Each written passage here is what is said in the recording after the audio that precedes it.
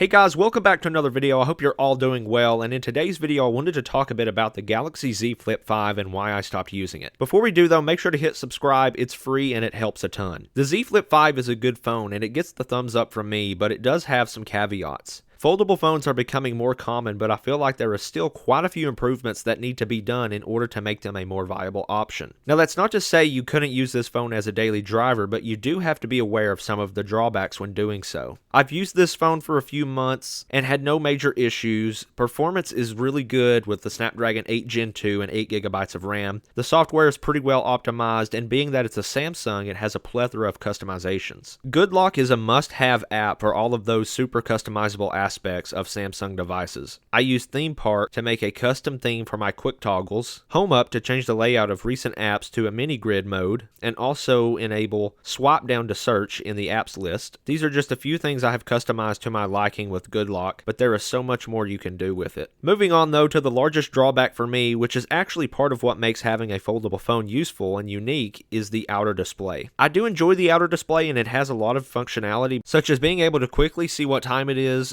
check your notifications by swiping to the right. You can also use Good Lock to enable more apps for use on the cover screen, checking the weather, quickly making a phone call, checking the calendar, and seeing your recent phone calls. But for someone with large hands, it becomes quite cumbersome to use. I found myself using the inner display most of the time, and at that point I might as well just have a standard candy bar style phone. And once I purchased the OnePlus 12, that's pretty much what happened. I don't really miss the outer display or find myself needing its functionality. The Z Flip 5 is definitely very pocketable and overall a good device if you're willing to pay the price. But for me and how I use my devices, I believe the book style folding phones would suit me better. For quite some time, Samsung has not changed much on their devices in the way of design, which can be a good thing, but there are a few key areas I believe the Z Flip could be improved. The outer display needs to be larger, maybe similar to how Motorola has done it with the Razr Plus. It also could use a boost to brightness because even when fully cranked up, it's substantially dimmer than the inner display. Battery life is the next area for improvement. Now I know there's only so large of a battery that can fit in this style of phone, but hopefully with chips becoming more efficient, this will get resolved soon enough. I'm just not sure if battery life will ever be on the level of the candy bar style phone where companies can pack in a huge battery because it doesn't fold. Now as some of you may know, as I've mentioned in my reviews, I am not an avid picture taker with my devices, but I do know that the Flip series needs better cameras, especially for the price.